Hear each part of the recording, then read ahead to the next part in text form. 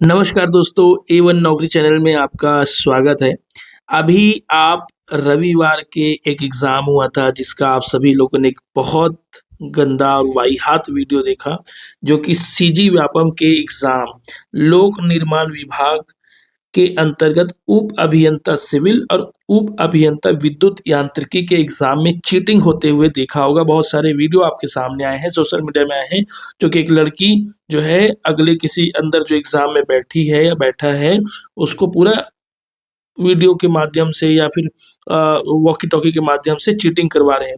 ऐसा कृत्य छत्तीसगढ़ में करते हुए देखा गया, जो कि बहुत ही ज़्यादा विद्यार्थियों के भविष्य के लिए खतरनाक है।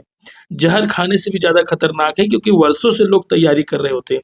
मैं अभी फ़िलहाल एक चीज़ बताने वाला हूँ, ये जो अपने व्यापम का 1 जुलाई 2025 को एडमिट कार्ड रिलीज़ किया गया था इस पोस्ट के लिए, उप अभियंता सिविल और उप अभियंता अपना विद्युत यांत्रिकी और सिविल के लिए, ठीक है? जिसका एग्ज़ाम कोड था PWSE25, जिसमें उन्होंने व्यापम ने किसी भी प्रकार से कोई नया नोटिफ़िकेशन नहीं दिया हुआ था। ये आप पढ़ लीजिए, इसमें सिर्फ़ आपको एग्ज़ाम डाउनलोड करने की एग्ज़ाम लेटर डाउनलोड करने का बताया गया है कि आप एडमिट कार्ड डाउनलोड करिए और इस नंबर पे संपर्क कर सकते हैं अगर कोई आपको एग्ज़ाम सेंटर फाइंड आउट करने में दिक्कत है तो।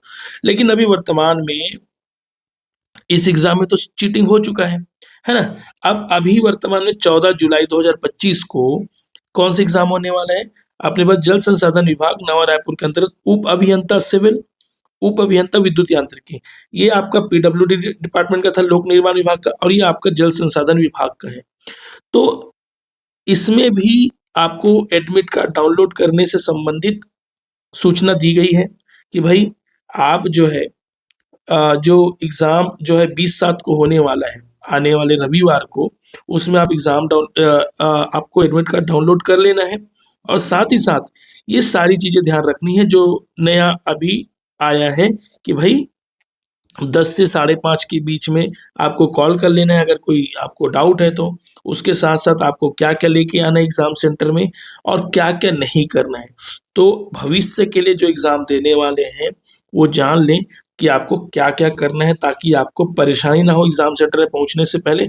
और मेरा एक रिक्वेस्ट है आप लोगों से, आप व्यापम का कोऑपरेट करिए, क्योंकि आप जो है सही बंदे हो, आप सच्चाई के साथ आप एग्ज़ाम देते हो। ये उन बंदों के लिए समस्या होगी जो चीटिंग की गतिविधियों में इन्वॉल्व हैं और पैसे के बलबूते में पोस्ट पाना चाहते हैं।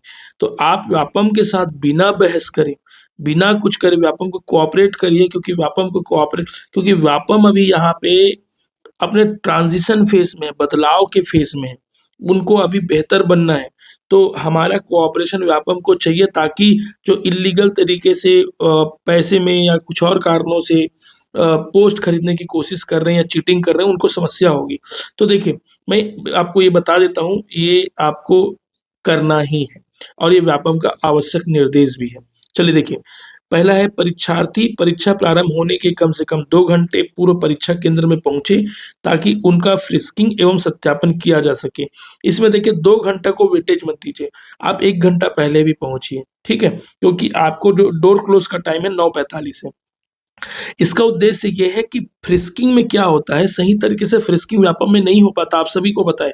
बस हम जाते हैं एग्ज़ाम सेंटर में और गुरुजी चेक करता है पैंट वैंट में कुछ है तो नहीं, थोड़ा बहुत चेक करता है, और हड़बड़ी में वो भी नहीं चेक करता। वो क्या सिर्फ़ चेक करता है, आधार कार्ड चेक करता है और आपका एडमिट कार्ड चेक करता है। बस इतना चेक कर पाता है। आप लोग सही-सही बताओ। उसके अलावा ना आपकी बॉडी की फ्रिस्किंग होती है, ना कोई पुलिस होता है कोई एग्ज़ाम सेंटर में कि वो पूरा आपकी जेब में हाथ डाल के देखे या जूते के अंदर देखे या कॉलर में देखे कि क्या कहीं कुछ तो नहीं रखा है। और मुझे पता है कि आप सब लोग ईमानदार और गरीब तबके मध्यम वर्ग से आते हो और आपको कोई गलत कृत्य करके पोस्ट नहीं लेना है। तो उससे क्या होता है, जो लोग ना ऐसे कृत्य करते हैं उनको फ़ायदा हो जाता है। तो फ्रिस्किंग में हमको व्यापम की मदद करनी है। फ्रिस्किंग में हमको व्यापम की मदद करनी, और फ्रिस्किंग मतलब होता है पूरे बॉडी की चेकिंग, ठीक है? तो आप आधा 1 घंटा पूर्व ज़रूर पहुँचिए, हड़बड़ी में ना पहुँचिए, कोशिश करिए, ये आपके लिए भी फ़ायदा है माइंड कूल करने के लिए। दूसरा, परीक्षा प्रारंभ होने के 15 मिनट पूर्व 9:45 बजे परीक्षा केंद्र का मुख्य द्वार बंद किया जाएगा। मतलब आप समझ लीजिए आपको अगर 10 बजे एग्जाम है तो किसी भी हालत में 9:45 से पहले मतलब 9:30 बजे पहुंचना ही है। 9:30 बजे पहुंचना ही है। देखो हम छत्तीसगढ़ के रहने वाले, अब तो एग्जाम सेंटर आसपास ही होता है, जिलों में होता है।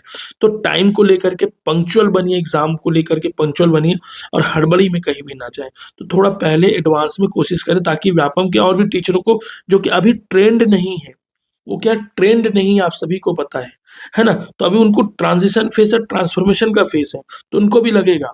और कोई कोई बहस कर देता तो उनका भी कॉन्फिडेंस कम हो जाता है और फिर अगेन वो बंदा फायदा ले जाता है जो बंदा ऐसे कृत्य करने वाला है। ध्यान रखना।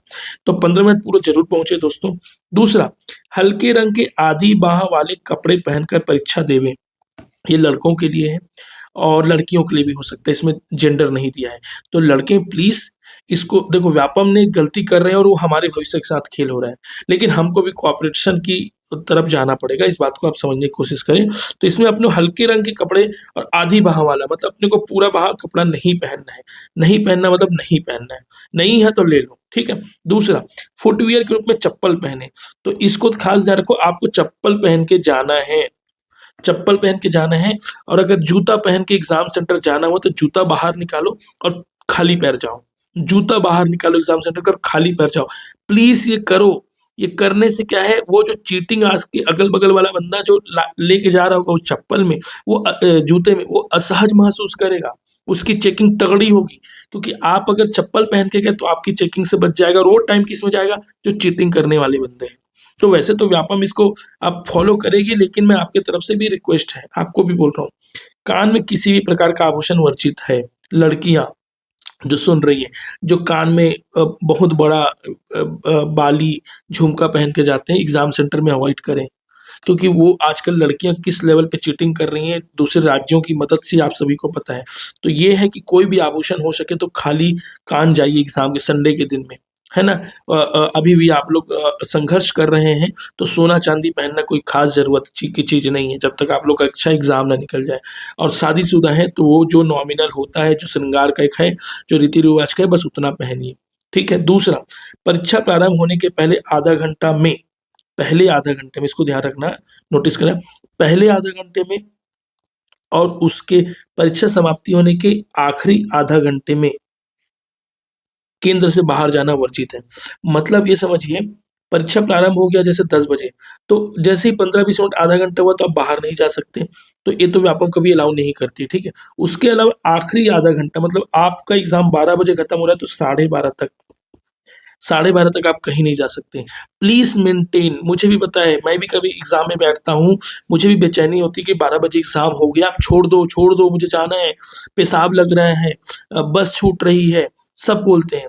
जेन्युइन प्रॉब्लम है, नेचुरल कॉल है, आप देख लीजिए, उस चीज को मैनेज करिए, बाथरूम जाना है, टॉयलेट जाना है, वो चीज करें। लेकिन 12:30 बजे तक उपस्थित होने की कोशिश कीजिए, क्योंकि इससे वो बंदों को दिक्कत होगा या पुलिस को फ्रिस्किंग में हेल्प होगा, व्यापम को हेल्प होगा, जो चीटिंग करने वाले पकड़े जाएंगे दोस्तों। चीटिंग देखो, बैंकिंग एसएससी का आप लोगों ने एग्जाम दिया होगा, 1 घंटा पहले बैठाता है। रेलवे का एग्जाम 1 घंटा पहले बताता है। चलिए मानता हूँ चीटिंग कहीं कहीं और होता है, लेकिन कम होता है। व्यापम सीजीपीएससी में देख रहे हो, करोड़ों रुपए से पोस्ट खरीदे जा रहे हैं, सब इसी कारणों से हो रहा है। यहाँ पे कोई सही तरीके से रूल मेंटेन नहीं हो रहा है, चेकिंग नहीं हो रहा है, और इसका खामियाजा कौन भुगत रहा है, जो रियल एस्पिरेंट है। जो रियल एस्पिरेंट है वो खामियाजा भुगत रहा है, क्योंकि वो वर्षों सालों तक मेहनत करता है और इस आस में करता है कि भाई भाई मेरा सिलेक्शन होगा, और वो कहीं ना कहीं 2-4 क्वेश्चन के लिए खेला हो जाता है, 2-4 क्वेश्चन के लिए खेला हो जाता है। फिर मैं बता रहा हूँ, इन चीजों को पालन करने की कोशिश करो। लास्ट में एक चीज और है, परीक्षा कक्ष में किसी प्रकार का संचार उपकरण नहीं लेकर के जाएं। इलेक्ट्रॉनिक उपकरण, इलेक्ट्रॉनिक घड़ी, पर्स, पाउच, स्कार्फ, बेल्ट, टोपी आदि ले जाना पूर्णतः वर्जित है। बिल्कुल मत ले जाओ। जो रियल एस्पिरेंट है उनसे मेरा रिक्वेस्ट है, जो रियल एस्पिरेंट, उनसे मेरा रिक्वेस्ट है, बिल्कुल मत ले जाओ। व्यापम में आपने कई सारे एग्जाम देखे होंगे, बहुत सारी अगल बगल बैठाया जाता है, चीटिंग भी हो जाती है, और टाइम तो काफी होता है, लोग तो 1 घंटा पहले बना के बैठे रहते हैं, क्या करेंगे। तो ये सारी चीजें हैं। सीजीपीएससी के साथ भी ये अभी फिलहाल रिफॉर्म व्यापम लेने की कोशिश कर रही है। इसमें हमको सहयोग करना चाहिए। आप लोगों से मेरा रिक्वेस्ट है और साथ ही साथ ये दिशा निर्देश है तो पालन करना होगा आपको, क्योंकि अगर नहीं करोगे तो आपको एग्जाम सेंटर में शायद बैठने ना दे। तो 7 प्रकार के नया नियम जारी किया है व्यापम के द्वारा और एग्जाम को लेके, और उन लोगों के लिए जो ये उप अभियंता सिविल और विद्युत यांत्रिकी देने वाले उन लोग को ऑल द बेस्ट, और आपकी मेहनत साकार हो। और आने वाले एग्जाम को लेकर के व्यापम के कुछ कड़े निर्देश आने वाले हैं जो कि हम देखेंगे। फिलहाल आप जो है इन चीज़ों का पालन करें। Thank you so much. एवन नौकरी अच्छा लगा हो तो लाइक शेयर सब्सक्राइब करें।